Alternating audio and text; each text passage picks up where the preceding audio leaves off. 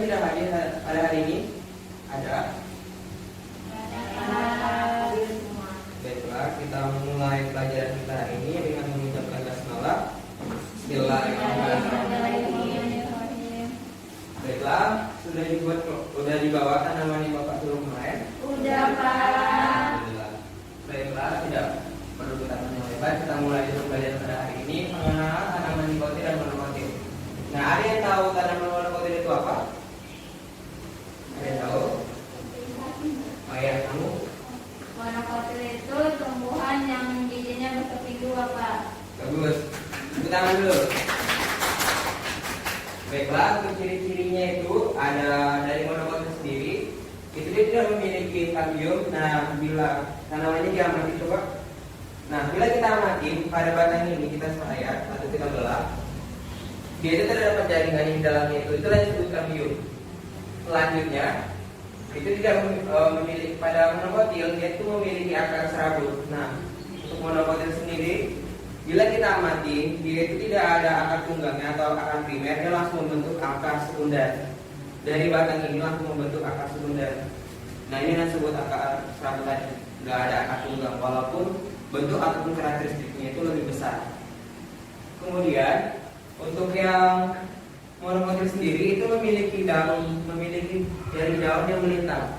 Nah, bila kita amati di sini pada tanaman salak ini merupakan tanaman monokotil tentunya, dia memiliki sistem jari daun yang melintang. Dapat diamati anak-anak semua? Oke, selanjutnya untuk tanaman nikotin sendiri itu memiliki akar tunggang, tentu ya akar tunggang. Nah, bila kita amati di sini, dalam proses pertama tumbuh dari biji itu dia membentuk akar primer. Nah, dari akar primer ini tentu selanjutnya akan membentuk akar sekunder. Nah, akar sekunder itulah yang disebutnya akar serabut. Akar tunggang inilah yang pertama kali muncul pada saat akar tadi itu tumbuh dari biji. Selanjutnya, untuk ciri-ciri dari nikotin sendiri itu memiliki jari daun yang menyirip. Nah, bila kita amati di sini anak-anak semua, jari pada daun mangga ini menyirip ya, tidak melintang seperti pada monokotil sendiri. Oke, selanjutnya untuk pembahasan ciri-ciri dari nikotil itu memiliki kambium. Nah, yang telah saya jelaskan tadi bahwasannya pada nikotil itu memiliki kambium. Bila kita lihat pada akar ini, dia itu memiliki lingkar tahun. Itu yang disebut dengan kambium tadi. Disitulah dia tempat transportasi antara zat-zat makanan dari akar untuk selanjutnya diproses dalam proses fotosintesis tadi. Oke, selanjutnya Bapak akan memberikan pertanyaan yang akan dijawab tentunya nanti oleh masing-masing kelompok. Untuk yang pertama, judul soalnya. Jelaskan kembali ciri-ciri dari masing-masing tanaman kelompok kalian bawa.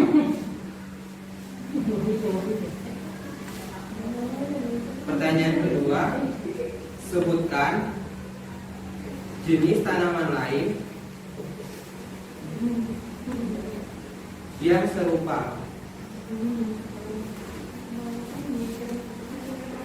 Bagi yang kelompok monokotil, maka sebutkanlah jenis tanaman monokotil lainnya. Untuk yang dikotil, maka sebutkanlah jenis tanaman dikotil lainnya.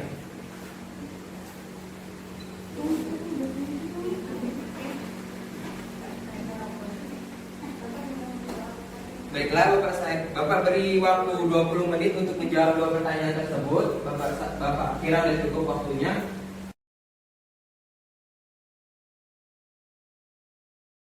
Kelompok kita masing-masing. Yang pertama itu akan diskusikan oleh kelompok nikotil dulu ya tadi mau.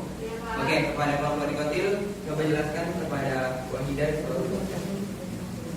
dari kedua pertanyaan ini tadi ke teman yang lain.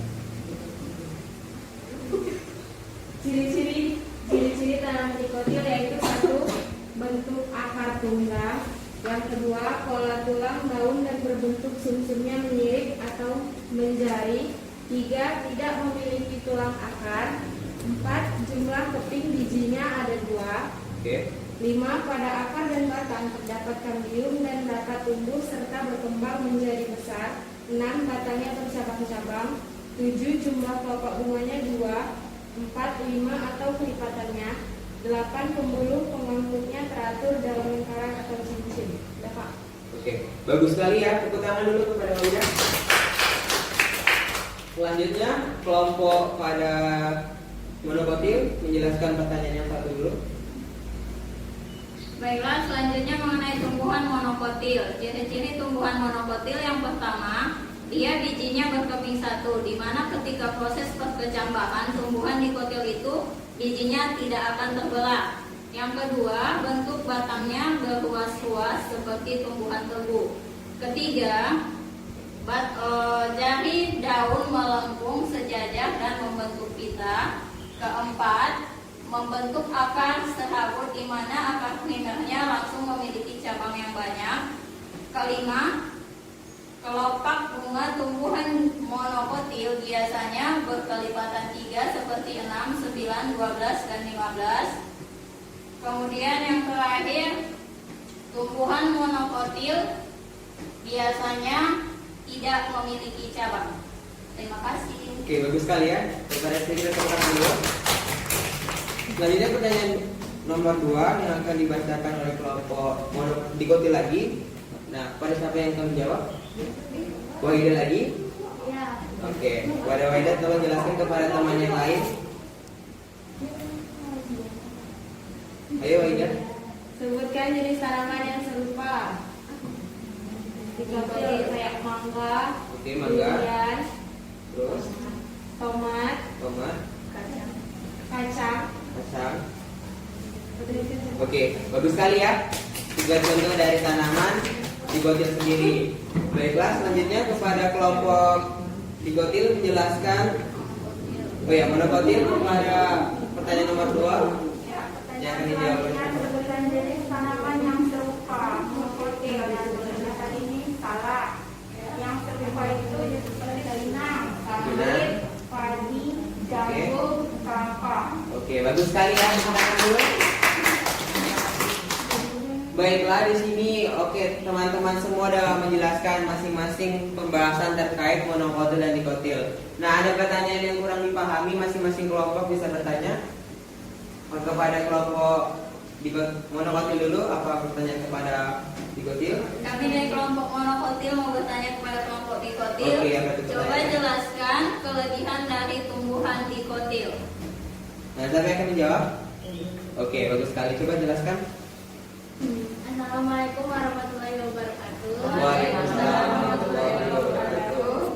Kami dari kelompok dikotil akan menjawab pertanyaan dari kelompok monokotil, yaitu apa manfaat dari tumbuhan dikotil.